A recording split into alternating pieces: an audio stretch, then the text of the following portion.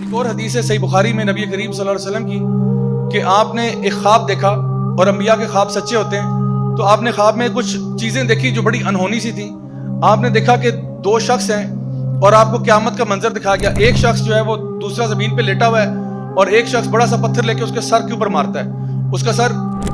جو ہے نا کچل دیا جاتا ہے، پھر وہ دوبارہ پتھر اٹھاتا ہے، جب تک اٹھاتا ہے اس کا سر واپس آ گیا، پھر اس کا سر پیستا ہے، تو بار بار اس کا سر جو ہے وہ پیسا جا رہا ہے۔ ایک اور دو شخص دیکھے جس میں سے ایک شخص ایسے آگے لیٹا ہوا ہے، دوسرا جو ہے ایک ہک اس کے یہاں پہ ڈالتا ہے اور اس کی پوری چیکس کو پھاڑ دیتا ہے، پھر اس سائڈ پہ ہک ڈالتا ہے، یہاں سے چیکس پھاڑ دیتا ہے، پھر نیچے ہک ڈالتا ہے، نیچے سے منہ کھول دیتا ہے، پھر اوپر سے ڈالتا ہے، اوپر سے منہ چیر دیتا ہے، اور جب یہ کرتا ہے تو پھر اس کا منہ واپس آتا ہے، پھر وہ پروسیس ریپیٹ کرتا ہے، ادھر سے منہ پھاڑتا ہے، ادھر سے اوپر نیچے، یہ پروسیس بار بار آپ نے دیکھا۔ بڑے خوفناک مناظر دیکھے آپ نے، صحیح بخاری کی حدیث ہے۔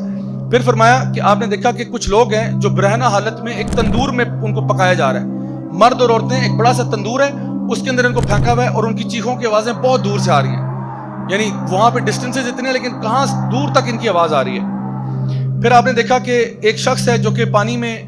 تیر رہا ہے، یعنی ایک ایکچولی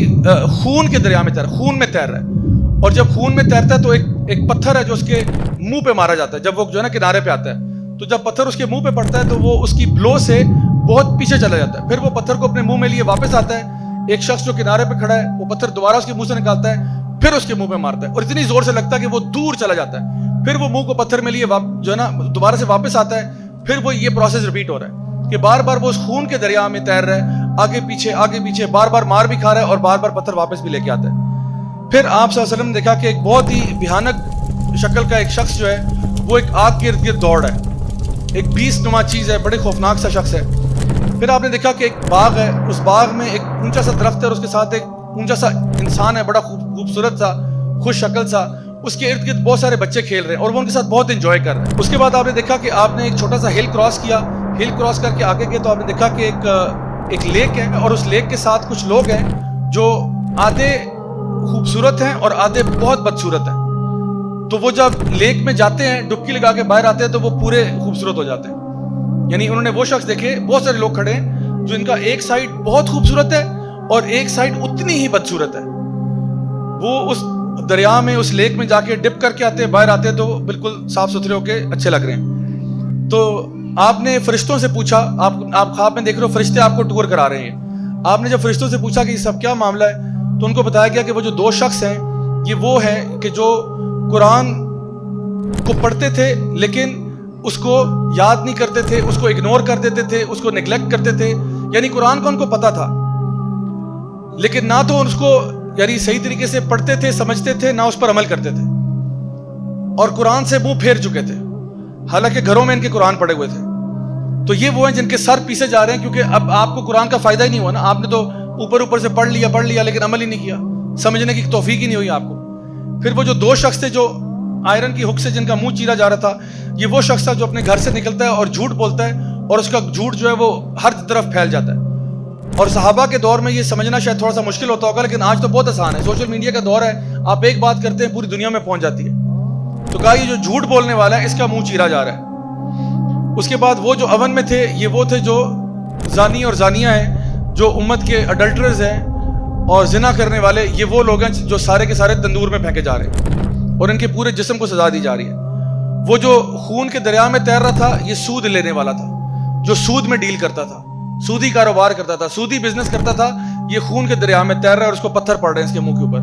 وہ جو ایک خوفناک سا شخص تھا یہ کون تھا؟ یہ مالک تھا، جہنم کا داروغہ تھا۔ یہ یاد رکھیں، یہ جو جہنم کے فرشتے ہیں نا، یہ عام طور پہ فرشتے کے بارے میں جب آپ کو کہا جاتا ہے کہ وہ تو بڑا فرشتہ ہے تو آپ کے ذہن میں بڑا خوبصورت سا اینجل آتا ہے، بڑے بڑے پیارے سے پر رہے ہیں اور خوبصورت سا چہرہ ہے، لیکن کچھ فرشتے انتہائی خوفناک ہیں، انتہائی خوفناک ہے۔ اور یہ جو جو ہے نا جہنم کے داروغے ہیں، جو 19 گیٹ کیپرز آف ہیل ہیں، یہ انتہائی خوفناک فرشتے ہیں، اور یہ جو مالک ہے جو سب سے بڑا گیٹ کیپر ہے یہ بھی انتہائی خوفناک ہے۔ تو اب جہنم میں بڑے پیارے پیارے فرشتے نہیں دیں گے آپ کو، جہنم میں جو گارڈز ہیں وہ گارڈ بھی بڑے دہشت والے ہیں۔ تو یہ جہنم کے داروغے کو آپ صلی اللہ علیہ وسلم نے اپنے خواب میں دیکھا، اور وہ جو لمبا سا شخص تھا درخت کے پاس بچوں کے ساتھ کھیل رہا تھا یہ ابراہیم علیہ السلام تھے، اور یہ ان بچوں کے ساتھ کھیلے تھے جو فطرت پر مر جاتے ہیں، یعنی بالغ ہونے سے پہلے بیچارے 2 سال 3 سال 4 سال کے بچے کا انتقال ہو گیا تو یہ ان کے ساتھ جنت میں کھیل رہے ہیں۔ اور وہ لوگ جو آدھے خوبصورت اور آدھے بدصورت تھے یہ وہ لوگ ہیں جو اچھے کام بھی کرتے تھے لیکن برے کام بھی کرتے تھے برابر برابر. یعنی یہ نہیں کہ ایک ہوتا ہے نا انسان نیکی کی طرف جاتا ہے, یہ وہ لوگ تھے جو 50-50 چل رہے تھے کہ بھئی ہم اچھے بھی کرتے ہیں, یہ جی آج رات ناچ گانا بھی ہوگا اور عشاء کی نماز بھی ہوگی, دونوں چیزیں ساتھ ساتھ چل رہی ہیں. بھئی ہم تو دین اور دنیا کو لے کے چل رہے ہیں. یعنی انہوں نے دنیا جو ہے نا وہ اللہ کی نافرمانی کو دنیا کہہ رہے ہوتے کہ دین بھی ہے لیکن دنیا بھی تو ہے نا, اللہ کی نافرمانیاں بھی تو ساتھ ساتھ ہی چلتی ہیں. حالانکہ اللہ تعالیٰ فرماتے ہیں یا ایھا الذین آمنوا ادخلوا فی السلم کافہ, اے ایمان والو پورے کے پورے اسلام میں داخل ہو جاؤ. ولا تتبعوا خطوات الشیطان, اور شیطان کے نقش قدم پر نہ چلنا. My dear brothers and sisters, یہ میں کوئی فیری ٹیل فکشن کی بات نہیں کر رہا ہوں, یہ ریئلٹی ہے. یہ وہ غیب کی باتیں ہیں جو نبی کریم صلی اللہ علیہ وسلم بتا کر گئے کہ باز آ جاؤ, اللہ کے بندو باز آ جاؤ, گناہوں سے توبہ کر لو, اللہ تعالیٰ کی رحمتوں کے دروازے کھلے ہوئے ہیں. اس کے باوجود تم توبہ نہیں کرو گے تو حالت آگے دیکھ لو کیا ہونے والی ہے.